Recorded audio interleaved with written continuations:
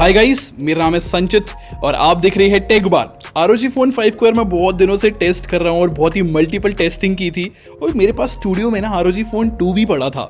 पता नहीं क्यों मेरे मन में क्यूरियोसिटी आई कि हमें दोनों को कंपेयर करना चाहिए, या फिर देखो कंपेयर करने से क्या होगा, एक आपको रियलाइज होगा कि टेक्नोलॉजी कितनी आगे आ चुकी है और दूसरी रियलाइजेशन ये होगी कि ROG Phone 2 के मुकाबले 5 कितना ज़्यादा बेटर हो चुका है और कितना अपग्रेडेड फील हो रहा है। मेरे हिसाब से आपको बहुत मजा आएगा। खैर, सबसे पहले जो कंपैरिजन को मैं शुरू करूंगा परफॉर्मेंस वाले पार्ट से। जो ROG Phone 5 है उसके अंदर हमें स्नैपड्रैगन 888 देखने को मिल जाता है जो कि 5 नैनोमीटर पे बेस्ड है, और जो ROG Phone 2 है वो स्नैपड्रैगन 855 प्लस पे है और वो जो है 7 नैनोमीटर पे बेस्ड है।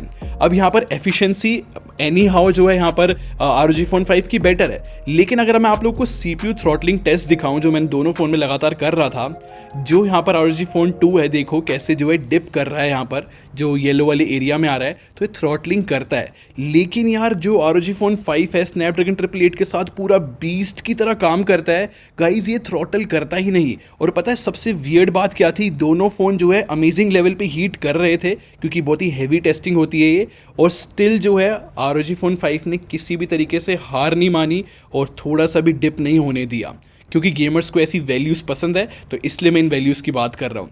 इनफैक्ट अगर मैं यहाँ पर स्टोरेज की बात करूँ तो जो ROG Phone 2 है उसके अंदर हमें UFS 3.0 स्टोरेज देखने को मिलती है और 5 के अंदर हमें जो है UFS 3.1 देखने को मिलती है। स्टोरेज के स्पीड टेस्ट मैं आप लोग को दिखाता हूँ और यहाँ पर जो है अमेजिंग जो है परफॉर्म कर रहा है ROG Phone 5, लाइक बहुत ज़्यादा फास्ट है। इसको प्रैक्टिकल लाइफ में प्रूफ करने के लिए मैं आप लोग को दोनों फ़ोन में सेम टाइम पे सेम गेम लोड कर दिखाता हूँ और ज़्यादा जल्दी जो है ROG Phone 5 में लोड हुआ है, तो यहाँ से पता लगता है कि लाइक 2 टाइम्स फास्टर है।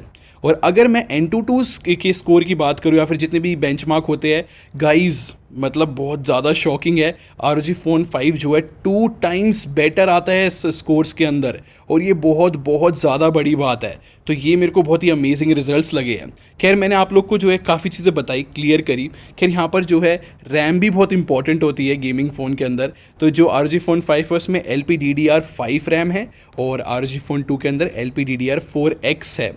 अभी ऑब्वियसली भाई नई टेक्नोलॉजी है, बेटर काम करती है, रैम मैनेजमेंट बेटर है, इनफैक्ट गेम्स को बेटर तरीके से यहाँ पर रैम में रखती है। ये सब चीज़ें मैटर 100% करती है। अगर मैं आर्मरी क्रिएट की बात करूँ, क्योंकि वो बहुत ही इंपॉर्टेंट रहता है गेमर्स के लिए, ROG Phone 5 के साथ जो आर्मरी क्रिएट आ रही है गाइस उसके अंदर आप बहुत सारी ट्यूनिंग कर सकते हो। आप लोग देख सकते हो यहाँ पर अलग अलग मोड्स है। इनफैक्ट एडवांस मोड जो है उसके अंदर जो है बहुत सारी सेटिंग देखने को मिल जाती है, एयर ट्रिगर्स की देखने को मिल जाती है। हीटिंग के बारे में कुछ अमेजिंग बातें बताता हूँ दोनों फ़ोन की। यहाँ पर जो ROG Phone 5 हो एरो एक्टिव कूलिंग इसके अंदर एक एक्सरी देखने को मिल जाती है। अगर आप उसको कनेक्ट करोगे ना गाइस वो ज़्यादा जल्दी ठंडा करेगा फ़ोन को। उसके पीछे का रीज़न ये है क्योंकि यहाँ पर 2 बैटरी के सेल लगे हुए हैं और बीच में उसके जो है प्रोसेसर है, तो वो डायरेक्टली ठंडा कर पाता है प्रोसेसर को, और उससे थ्रॉटलिंग तो बिल्कुल मिनिमाइज ही हो जाती है और हीटिंग भी बहुत ज़्यादा कंट्रोल होती है। ROG Phone 2 के साथ आई थिंक ये इतनी अच्छी तरीके से इंप्लीमेंट नहीं हो सका। तो भाई अगर आप लोग चाहते हो कि थोड़ा सा भी फ्रेम ड्रॉप्स ना हो, थोड़ी सी भी यहाँ पर हीटिंग ना हो, तो ROG Phone 5 यहाँ पर भी बहुत बेटर है 2 के मुकाबले। अब क्योंकि ये गेमिंग फ़ोन है तो पूरी डिटेल में बात करने की कोशिश करते हैं। जेंशन इम्पैक्ट मेरा फेवरेट गेम बना हुआ है आजकल, क्योंकि वो पूरा सच में निचोड़ लेता है परफॉर्मेंस फ़ोन की। मैंने ROG Phone 2 में खेला, मेरे को भाई पसंद आया, नो डाउट। लाइक जब तक इसमें खेल रहा था, जैसे ही ROG Phone 5 में आया गाइस तो ये ज़्यादा सस्टेनेबल परफॉर्मेंस दे रहा था। इसमें सच में बिल्कुल बीस्ट की तरह काम कर रहा था, वो भी बिल्कुल हाई सेटिंग के अंदर। और हाँ भाई ROG Phone 2 मुझे लग रहा था कहीं कहीं जगह पे लैग आ रहे हैं, ड्रॉप्स आ रहे हैं। तो भाई एक्चुअली में जो परफॉर्मेंस है ROG Phone 5 की स्नैपड्रैगन 888 के साथ, वो गेमिंग के अंदर काफ़ी ज़्यादा एडवांस बन जाती है। जब भी गेमिंग की बात होती है ROG फ़ोन्स के अंदर तो एयर ट्रिगर्स सबसे ज़्यादा हाईलाइटिंग फीचर रहता है। जिसको नहीं पता है एयर ट्रिगर्स क्या है, तो यहाँ पर ROG फ़ोन के ना इस वाले फ्रेम के एरिया में इधर और इधर, लेफ्ट और राइट, प्रेशर सेंसिटिव बटन देखने को मिलते हैं, जिसको आप ऐसे गेमिंग कर सकते हो और इनको सेट कर सकते हो। लाइक यहाँ पर आप चाहते हो कि गन शॉट हो, इससे ये होगा और बहुत अच्छा काम करते हैं ये। बट यहाँ पर क्या हुआ, ROG Phone 5 के साथ है ना, इसमें जो है मोशन जेस्चर्स और बहुत तरीके की चीज़ें इंप्रूव कर दी गई, जिससे ये और ज़्यादा एडवांस हो गए। अब यहाँ पर जो है हमें तरह तरह की सेटिंग्स देखने को मिल जाती है और एयर ट्रिगर्स बहुत ज़्यादा इन्हेंस्ड है, जो कि गेमिंग को और नेक्स्ट लेवल ले जाते हैं आपकी। एक कस्टमाइजेशन के अंदर तो ऑब्वियसली एग्जांपल समझ लो, ROG Phone 5 के अंदर आप ऐसे शेक करोगे तो गन रीलोड हो जाएगी और यहाँ पर डिफरेंट लेवल के प्रेशर सेंसिटिव बटन्स है। अगर जोर से प्रेस करोगे तो वो अलग परफॉर्म करेगा, हल्का करोगे अलग करेगा। ऐसी चीज़ें देखने को मिलती है। ROG Phone 2 में नहीं थी यार। डिस्प्ले की बात कर लेते हैं। जब ROG Phone 2 आया था ना, इसमें 6.59 इंचेस की डिस्प्ले आई थी और जब ROG Phone 5 आया तो यहाँ पर 6.78 इंचेस की डिस्प्ले आई है। तो यहाँ पर जो है सेम फॉर्म फैक्टर है गाइस, लाइक बिल्कुल सेम है ये। स्टिल यहाँ पर बेजल्स को कम करके थोड़े बहुत इंचेस बढ़ा दिए गए ROG Phone 5 के अंदर।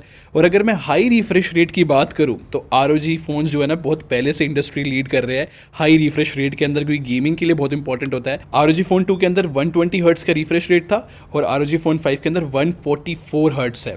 और पता है सबसे बड़ा डिफरेंस जो मुझे दोनों डिस्प्ले के अंदर देखने को मिला वो ब्राइटनेस का है। गाइस जब ROG Phone 2 आया था काफ़ी लोगों ने रिपोर्ट किया था कि ब्राइटनेस थोड़ी सी और होती तो लाइक मज़ा आता आउटडोर कंडीशन के अंदर।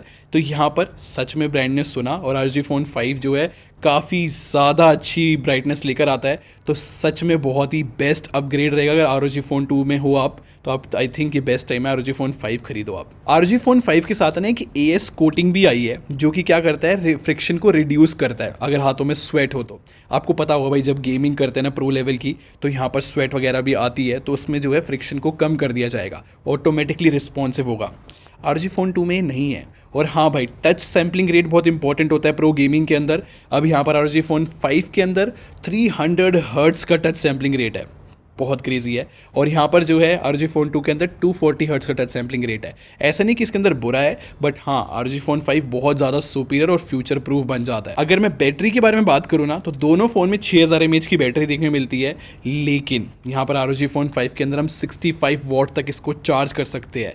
ये बहुत इनसेन है।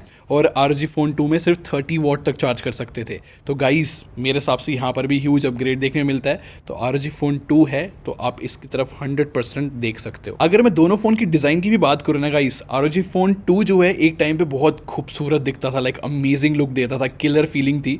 बट अब क्या हुआ, ROG Phone 5 के साथ मॉडर्न भी बना दिया, ऊपर से वो किलर वाली फीलिंग भी रखी है जो कि गेमर्स को बहुत ज़्यादा पसंद आती है। खैर ROG लोगो जो है दोनों के काफ़ी लिट करते हैं और यहाँ पर RGB देखने को मिल जाता है, लेकिन यहाँ पर मैट्रिक्स डिज़ाइन यूज़ किया गया ROG Phone 5 के साथ। देखो गाइस कितना मतलब इन्हेंसमेंट खुद से फील होती है, थोड़ा शाइनी लग रहा है, ये ज़्यादा एलिगेंट फिनिश दे रहा है। तो भाई यहाँ पर मेरे हिसाब से लुक्स में भी ROG Phone 5 बहुत ज़्यादा इंप्रूव कर दिया गया है। और अगर आप गेमर हो तो आपको पता होगा कि वाईफाई कितना इंपॉर्टेंट होता है। तो यहाँ पर ROG Phone 5 के अंदर वाईफाई 6 दे दिया गया है, ROG Phone 2 में नहीं है। और हैप्टिक्स गेमिंग करते समय भाई हैप्टिक्स ही बहुत मैटर करती है, या फिर इन जनरल हैप्टिक मोटर बहुत इंपॉर्टेंट होती है। तो यहाँ पर ROG Phone 5 की मैं कह सकता हूँ बेस्ट हैप्टिक मोटर है और बेस्ट स्पीकर देखने को मिलते हैं पूरी इंडस्ट्री के अंदर। ROG Phone 2 के भी स्पीकर्स अच्छे थे, बट गाइज इसको सुनने की आपको नीड है। मैं साइड बाय साइड दिखाता हूँ। ये ROG Phone 2 है और ये ROG Phone 5 है। दोबारा से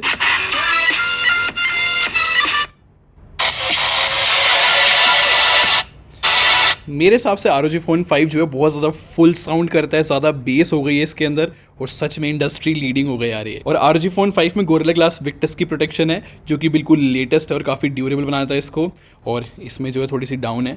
और अगर मैं यहाँ पर 5G की बात करूँ तो ज़्यादा फ्यूचर प्रूफ ये ROG Phone 5 हो जाता है। और बहुत सारे 5G बैंड्स है, कोई गिमिक नहीं है OnePlus की तरह, तो ये भी बहुत सही बात है। और हेडफोन जैक दोनों फ़ोन में, ये खुशखबरी की बात है, ROG Phone 3 में हटा दिया गया था, तो इसलिए ये भी बेस्ट टाइम है कि आप अपग्रेड करो इस ROG Phone 5 में।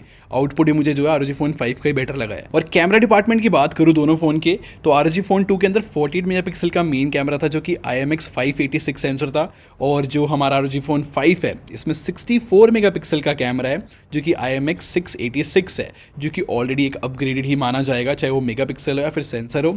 और दोनों में जो है हमें सेम अल्ट्रा वाइड देखने मिलता है, बस ROG Phone 5 के अंदर मैक्रो लेंस ऐड कर दिया गया है और सेम फ्रंट कैमरा है। तो यहाँ पर कुछ मेजर डिफरेंस नहीं है, बट हाँ मेन कैमरा बहुत बड़ा डिफरेंस है।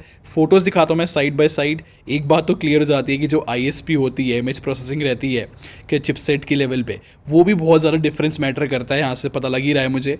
और मुझे जो ROG Phone 5 की काफ़ी ह्यूज इंप्रूवमेंट लगी रही है। मुझे वो कैमरा पसंद आया यार इस फ़ोन का, कोई ये नहीं कह सकता कि इसका कैमरा बुरा है या फिर गेमिंग अच्छी है, सिर्फ गेमिंग पे ध्यान दिया है, ऐसा बिल्कुल नहीं है। कैमरा जो है काफ़ी ज़्यादा अच्छा ROG Phone 5 का, चाहे फ्रंट की बात करूं या बैक की बात करूं। आप लोग फोटोज़ तो देख ही चुके हो।